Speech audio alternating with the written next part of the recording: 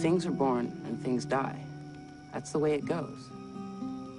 But if you're gonna step in and take nature into your own hands, then you better be ready to handle the outcome. A lot of people don't like the way I am. They always tell me I gotta clean up my act. But sometimes, things are the way they are for a reason. And if you go making changes that shouldn't be made, you could end up with a whole mess of trouble.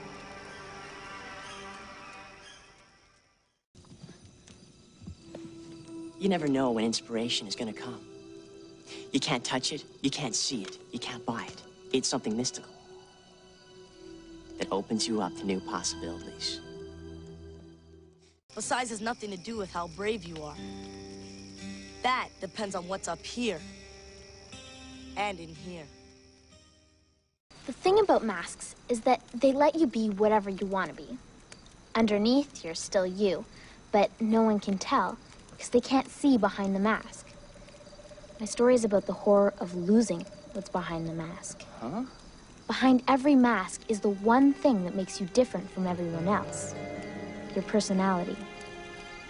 But if you lose it, no one would know you, no one would care. You'd be all alone and forgotten. Sometimes things are the way they are for a reason, and if you try to change that, you're gonna get burned. But there's one thing the people in my story learned.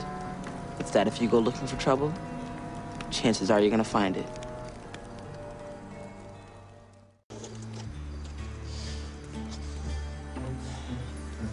Trouble is, too much of a good thing isn't always such a good thing. I got a story about a guy who has a dream come true. He gets so much of a good thing that it's gonna change his life. But if he's not careful, those changes might make his dream come true, turn into a nightmare. It's hard learning to play an instrument, and even harder to get good. It takes a ton of practice to get where people like listening to you. My story's kind of fitting. It's about two brothers that don't get along for a lot of reasons. But mostly because they're so different from each other. Is tonight nonfiction night? And it's about trust. It's about knowing that when you're in trouble and your back's to the wall, you gotta have somebody to rely on. And it may be the one person that you least expect. Sorry I'm late. A computer virus ate up my book report twice. So on the way here, I had to borrow a virus doctor. When I get home, I'm gonna destroy the rotten little virus and find out who planted it in my computer. Careful. A virus can do a lot of damage. I know. A virus is a disease. It gets inside and takes hold. And once it starts spreading, it's impossible to shake. Hey, it's just a computer virus. Sure it is. And it's just a computer. But viruses can jump around.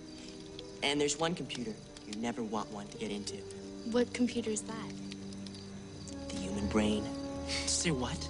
We've got 1 trillion bits of information stored up here, just like a computer. And if a computer virus got into your head, there's no telling what might happen. Or where the destruction would end. I declare this meeting of the Midnight Society closed.